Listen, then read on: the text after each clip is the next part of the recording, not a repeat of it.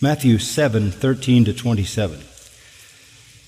Enter through the narrow gate, for the gate is wide and the way is broad that leads to destruction, and there are many who enter through it. For the gate is small and the way is narrow that leads to life, and there are few who find it. Beware of the false prophets who come to you in sheep's clothing, but inwardly are ravenous wolves. You will know them by their fruits. Grapes are not gathered from thorn bushes, nor figs from thistles, are they? So every good tree bears good fruit, but the bad tree bears bad fruit. A good tree cannot produce bad fruit, nor can a bad tree produce good fruit. Every tree that does not bear good fruit is cut down and thrown into the fire. So then you will know them by their fruits. Not everyone who says to me, Lord, Lord, will enter the kingdom of heaven, but he who does the will of my Father who is in heaven will enter.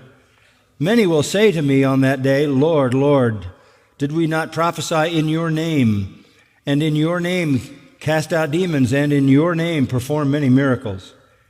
And then I will declare to them, I never knew you. Depart from me, you who practice lawlessness.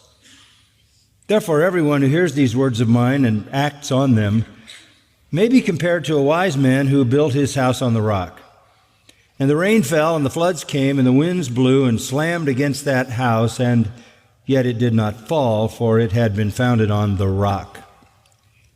Everyone who hears these words of mine and does not act on them will be like a foolish man who built his house on the sand. The rain fell, and the floods came, and the winds blew and slammed against that house, and it fell, and great was its fall. The old spiritual said, everybody talking about heaven ain't going there. And that essentially is drawn from this passage. Everybody talking about heaven ain't going there. How true that is. In Proverbs chapter 30 and verse 12, we read, there is a kind of generation who is pure in their own eyes, yet not washed from their filthiness.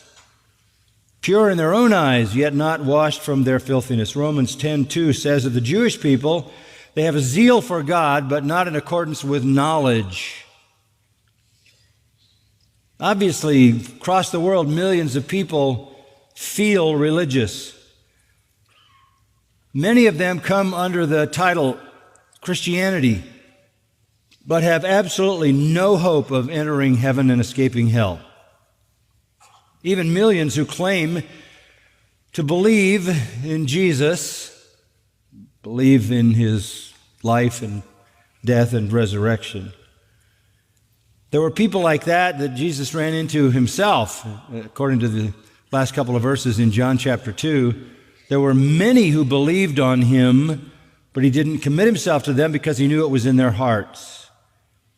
It was a superficial kind of belief. It was a self-serving kind of belief. It lacked the character and depth and repentant attitude and full knowledge of Christ to be real saving faith.